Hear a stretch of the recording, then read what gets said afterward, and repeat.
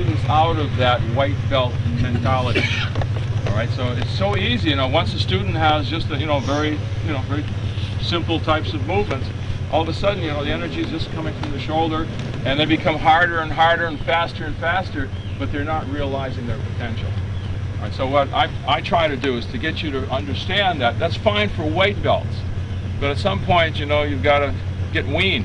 You got to get into the heavy food kind of thing. And if you were trying, I was explaining to one of the black belts here, he was throwing a punch really powerful, but it was just from here. And I said, if you were trying to push a car, would you try to push the car standing like that? No, you're going to get underneath it and move it this way. And it's the same principle with Sanchin. When you're hitting something, you've got to hit with the ground. Oh, all right. I'm not that big a person, so I've got to use my full potential. I've got to use the earth. I can't just rely on speed and on my shoulder movement. So you've got to try, and when you're working with your fellow students, check that out. If you see someone still practicing like a white belt, he's been there for 10 years, just try to have a beer with them someday and say, gee, let's just practice something, let's try something, and just try to get them to move from the ground.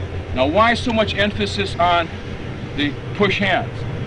Because that's where you start to learn that. White belts, you're not accomplishing anything. Brown belts, well, maybe a little bit more. But when you get up to black belt, there's very little movement with the arm. It's all coming from your body. And that's the same kind of feeling that you have when you're throwing the punch. My arm has moved 8 inches, and I haven't started to move my arm because it's coming from the body. And so this is where it starts. And then you throw out the rest of the punch. And that's the way you should be doing your Sanchin and all of your kata. Okay? I'll see you tomorrow morning, 6:30. Hey, thank you very much.